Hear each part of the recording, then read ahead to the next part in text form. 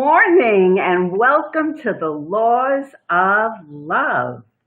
I am so excited to be here. I'm Coach Rochelle. I am a relationship coach for over 20 years.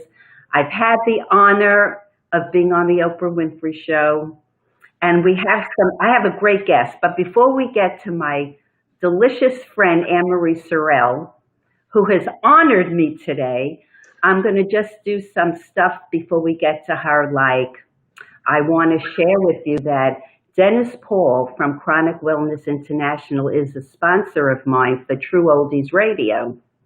And it's products that I've been using, Belisa and Eternal from Viseo. And it's been phenomenal. I mean, I erased 20 years off my life.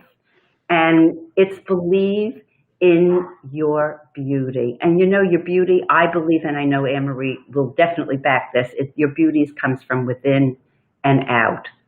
And so I feel so blessed to have that. Tomorrow night at 6 o'clock, True Oldies Radio at 95.9 and 106.9. Fired up with love. And guess what the topic is? People pleasing. Been there, done that, not there anymore, but it's a great show, so please stay tuned. Oh my God. So we're going to go on to sharing the things that there are some sayings that I've got that I just feel is so connected to myself and Ann Marie. And but before we do that, I do want to talk about very quickly, I am doing a program and I'm so excited. And that's starting, can we put up the flyer? There we go, Break Free, Future Focus Group Coaching. It's going to be a 7-week program. It starts at 11/5/20 and it ends 12/17/20 from 7 to 8:30 p.m. on Zoom. I will be leading it, and it's the other thing is I want people to come on just to meet me, and that will be a free hosting on October 29th at 7 o'clock. But I'll send out the Zoom links. And now let me go to some of the quotes there are 2 quotes that I feel represented our talk today. And the first one is, I am stronger because I had to be. I'm smarter because of my mistakes. Happier because of the sadness I've known. And now wiser because I learned. And that really was really powerful for me. And I think for my friend waiting in the wings. And the other thing that I have is, you alone, I love this, you alone are enough. You have nothing to prove to anyone. And that's by Maya Angelou. And I love that. I just love that. And so I feel very, very, very, very honored today to have a woman of such distinction. I feel so honored to have you, Ann Marie. I was looking through your bio and I'm thinking, oh my God, oh my God, oh my God. What a wealth of knowledge, information, and a sense of heart and love with gratitude. So I want to welcome you and thank you for coming.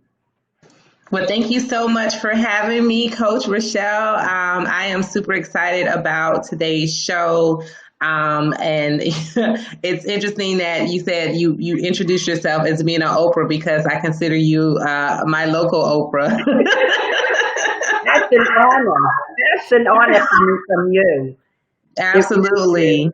And it's been such a pleasure to just have seen all that you've done since we met. What was that, maybe 2 years ago, 3 years ago? I think it's 2. Okay. 2 years ago, yes. So I just want to stop because I want everybody to know all about you. So you are involved with tons of charities. and you're an award-winning business leader, author, columnist, and woman of faith. I love that. She lives out loud and is unapologetic in her support of many causes that are important to her, which include social justice, equality for all, issues impacting women and minorities, economic development, and health and wellness. You are the president and CEO of the Mosaic Group, an award-winning public relations, marketing, and government relations firm serving clients throughout the United States and the Caribbean. You're the president and co-founder of Cannabizic, an inclusive global cannabis ecosystem that provides education and training, business and financial resources, networking opportunities, advocacy, and a community for cannabis companies, startup, and growing enterprises across the United States and around the globe.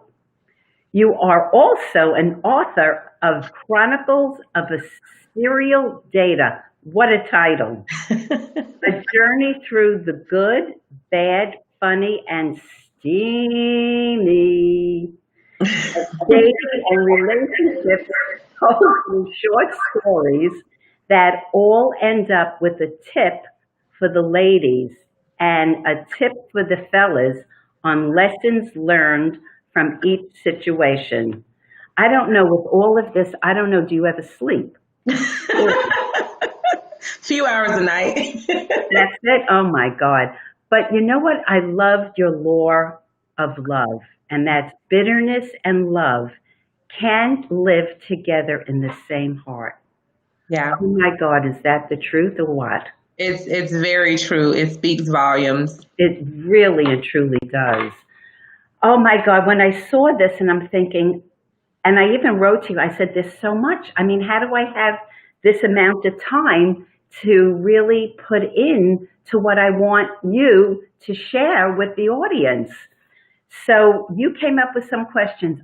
I came up with some questions, and I love what you said is that your journey of writing Chronicles of a Serial Dater. What a title. I mean, I don't know how you got that, but boy, that's a good one. And has it changed you and your perspective and your outlook on love from that book? Yeah, absolutely. So really quickly, I wrote Chronicles of a Serial Dater when I just had my world torn apart, my heart broken, and I started dating again. And I was just like, okay, this is unreal out here, how the dating world has changed and has continued to evolve. But writing the book gave me an opportunity to take a self-assessment of myself and my own patterns, as well as who I was encountering or attracting as well. But it also, once I published the book, it also gave me the opportunity to speak in front of so many people and talk with women and men, and they all just had so many different perspectives. And it really opened my mind up to the different types of relationships, the different ways people love, right? And it was like, here it is, society has conditioned us, whether it's through growing up watching Disney fairy tale movies or whatever it is, that love and relationship is supposed to be a certain way, when the reality is that's just not reality in so many cases. And so I've been able to look at love in relationships. And it just recently, it was like, wow, someone can love you the way they love you, and it may not be the way that you want them to love you, for example. Right. And then you have to decide, do you accept that? Do you just roll with it, right? Because sometimes in our heads, based on how we were brought up, our surroundings, or again, that societal norm, we expect a certain, expect people to love us a certain way. And it may not be even the way that they know how to love. Okay. So that's very good. But my question to you is, if people don't do their inner work, they will always attract the same type of a man or woman. But once you do that inner work, you become very clear about love. You really become clear about how you need to love yourself first and foremost. Yes. When you get that, Ann Marie, you will attract that person to you. So you know exactly what you want. And you're not going to get everything, but the things that are most important are the things that you want in a relationship. Do you agree? No, I absolutely agree. And this, I think many of us go through that transition of looking within and learning to what does loving self look like and feel like. I think that's a whole transition, and that's forever. It's ever evolving. It's not a one-time thing where you're like, oh, I'm just going to take 3 months to fix myself, quote unquote, or 3 months to learn how to self-love or self-care. It's an ongoing process. And even as you're discovering yourself, you're constantly evolving in how you discover and love yourself as well. And you're right, you do attract what you put out or do with yourself. So, and I'll give an example. I am a workaholic. So I literally attract other workaholics. But then somebody else. Right, but I get so frustrated because I attract workaholics, because I'm like, well, when I want my downtime, I want you to be available for this downtime. But you're also working and busy and hustling, as well. So it is what you say. And it's like, okay, well, let me focus on maybe doing some shifts in my own space with my own self-care, my own self-love, and then maybe I'll attract someone who also is taking time for their own self-care, their own self-love. So I do believe what you're saying is like, it's should workaholics say I'm workaholics. Ooh, that's challenging. It can be great. Do you really think that? Because I guess that's what's happening with you. You are attracting that. So maybe, my friend, I have a suggestion. Yes. What if you yourself decided to give yourself the balance, a little bit more downtime? I would probably say then you would attract that person just like that. Absolutely. But it has to come from you. No, I agree. It is what you pour out. Absolutely. Yes, without a doubt. So but you know what's so great about that? You're aware of it. You're aware of yourself, and you know what you want, and you get to notice what you're attracting, and then the downtime that you want, they're still working. So it's like the balance is what you really want to have in a relationship. And I really believe the most important things that are important to you, that's what you will generate. I do believe that. Where do you go to create these relationships with men? Do you go online? Is it just through networking, or how do you meet your men? Oh man, I've gone online. Online hasn't really worked for me that well. Usually it's not networking, because when I'm in business mode, I probably am oblivious to anyone who's really trying to talk to me that way. But it's in passing situations. It could be leaving the gym. It could be at an event, more not a work event, but a more casual event with my friends. Right. And I see someone. It could be on vacation.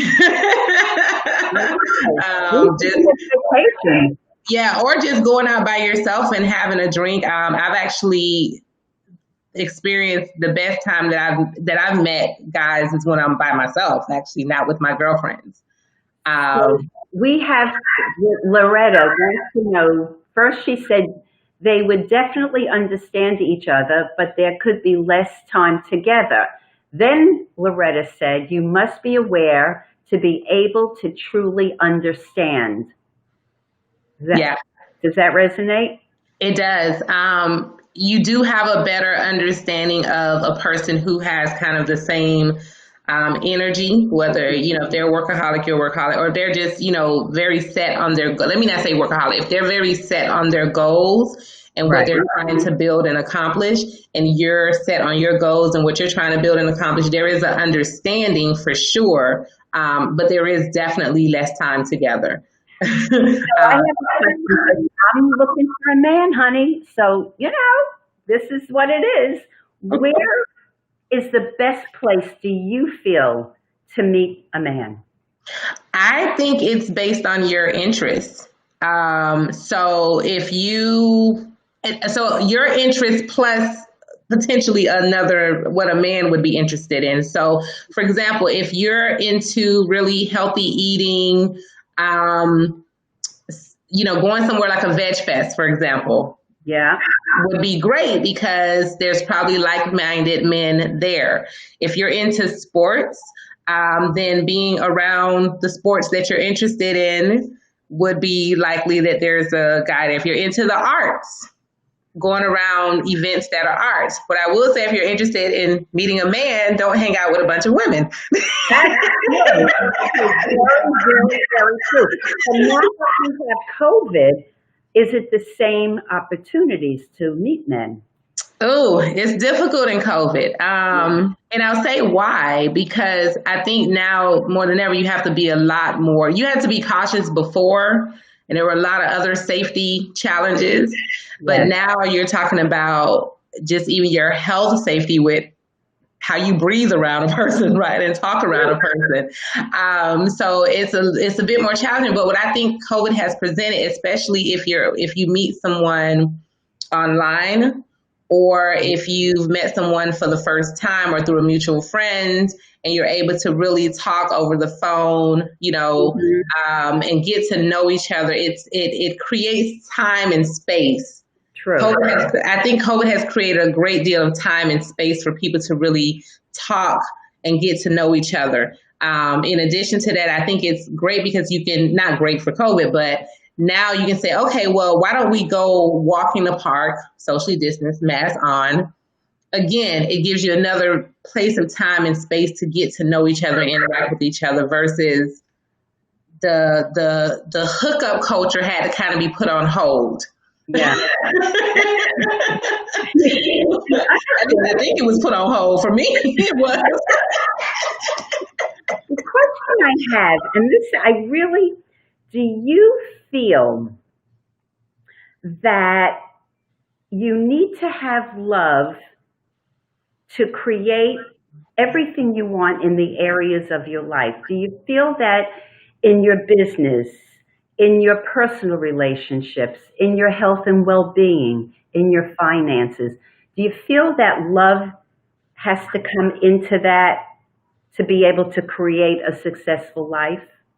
Do you mean love from a partner? No, for yourself. Oh, love for yourself. Absolutely. I think that whatever you're doing in life, whether you're building a business, a family, whatever that is, I think it should all come from a place of love within. There should be passion. There should be, it has to come from within. Like, there's nothing that I want to work on or do that does not come from a place of love within myself. Whether it's volunteering for an organization, whether it's a new business venture, a community engagement, or even just, work, doing things with my family and my friends. It comes from a place of love within. When I date, it all comes from in here, right? So it's very purposeful. It's meaningful at the end of the day. And I want to feel really good about it. So I think it has to. So those good feelings are coming from internally from your gut, that you know what it feels like, Yeah, correct? So yeah, absolutely. Connie Regan said, I have attended Ann Marie's events and they are pure business magic. She is love. Thank you, Johnny. Look how fabulous that is. Wow, I love that. The question that I have for you is, what's next for Anne Marie? Well, for And anyone, I'm included in it. No. well, let's say immediately for anyone who's in Palm Beach County, if you have a ballot, please Yes. go all the way down and turn it over, and you'll see Ann Marie Sorrell for Palm Beach Soil and Water Conservation District Seat 2. So I ask for your support and your vote for to allow me to be your next supervisor of Palm Beach Soil and Water Conservation District Seat 2. So that's one of the immediate things where just really bringing more awareness to our environment, our agricultural community, and water matters in Palm Beach County. So that's another community servant leadership piece. But I would say from a journey, something that I haven't really shared publicly, but for those who don't know, I turned 40 this year. And so I am embarking on not just my dating and love life journey, but a fertility journey. Ooh, wow. Yes, because I want to have a family. So that's something I'm working on. I haven't totally journaled it yet, but that will be a part of another book that will be coming up Wow. to just kind of share that experience, that journey that so many women and men that are in their lives are dealing with when it comes to fertility and starting a family, especially at a certain age. But you know what? Look at her husband. She had her first child and she adopted when she was in her 50s. Absolutely, absolutely. Which that's an option on the table as well. So more to come with that. More to come with the book that I'm working on that is actually journaling that journey as well. So that's what's happening there. And of course, you kind of already talked about the other business ventures I have that we're going to keep growing and working hard at. So that's what's next. It's a lot, but I definitely want to get through the election and hopefully win everyone's support and vote. And then I can really take the time to focus on that journey. You absolutely blow me away. You really, really do. Because, even who your beingness is so powerful, Anne Marie. Your presence, your commitment. Were you always like this? Is this something that is an innate thing that you grew up with, so you saw it, or was it something that you decided to look into, or that you gravitated to you, that was exciting? How did it all start? I think it's just always been in me. I've always been that person where, number one, whatever was placed in my spirit to do, and even as a teenager, whether it was getting involved in things with my class and leading my class, to volunteering then, I just always, if I had a passion for it, I would just tell my mom, hey, mom, I want to do such and such. And the good thing is I didn't have a mom who ever told me no. She just said, okay, we'll figure it out. We'll figure out how we're going to pay for it. Yeah, you can be in the band. You can be in this. You can do that. And so she never said no, which allowed me to really just reach whatever heights that I wanted to reach at the time. And so I've always allowed my the universe and my spirit to really guide me, even if it's in business and things that I get involved in charities, whatever it is. It's like, okay, God, order my steps. If this is the right thing to do, I want to make sure I'm doing it for the right reason. Super important. Yes. Because a lot of times our ego can be confused with what's right. Indeed. So I try to make sure it's not my ego And it's actually me doing the right thing that's actually going to make a difference, not just in my life and the people around me, but in the community. And it's for the greater good in some way, form, or fashion. So I've just always let that really guide me. And when I hear from other people that says, oh my God, you helped me or you inspired me, it helps me understand that, you know what, you're doing the right thing. Keep going. And you inspired me by saying that I'm your local Oprah. That's inspirational, my friend. Let me tell you. You inspired me, so I must be on the right track. So thank you for that. I'm going to bring in a gentleman. I don't think you've ever met Dennis Paul from Chronic International. Okay. No, I have not. Bring him in. I guess now. There he is. There's Dennis Paul, and that's Ann Marie. Say hello. Hi, Dennis. Good morning, Ann Marie. I've been enjoying your discussion. Thank you. Yes, it's always great to get a woman's perspective on love. I don't think enough men take the time to really try to understand how a woman thinks. Yeah. And it's so important because I think women are 10 times more intelligent than men in a lot of areas. Well, thank you, Dennis. And if men just took the time to understand that there's more than a football, baseball, and a beer, women can enjoy a lot of the same things we enjoy, you know? Absolutely. We like baseball, football, and beer too. And of course, Rochelle and I are on the same page. We've had some extraordinary conversations, but we don't want to talk about it here. Just like our conversation prior, it's very open. Yeah. But I think, wouldn't it be great if we could get men in a group to really know what a woman wants? But Rochelle, you had the pre-qualifier. Real men. A lot of them are just boys. They don't know how to be men. That's true. So you have to teach them how to be men first, and that's what I do, especially in hypnosis. I try to take those corrupted mindsets and belief patterns that they have and replace them with healthy, life-changing beliefs. And that's when a woman can benefit. And then I do the same thing for the woman because our life experiences has really kind of created obstacles for us to move forward in a lot of ways. But when you eliminate those obstacles, it's magic. Well, we have 1 minute left, my friend, my delicious friend, Ann Marie Sorrell. You're the best, babe. I'm so blessed to know you, have you, and to continue this journey with you, because it's been an honor for me to have you. And I love you from my heart. I really do. I honestly do. I can't wait to get to really sit down with you and share a drink and have some great conversation continued. Ann Marie, that'll take more than one drink.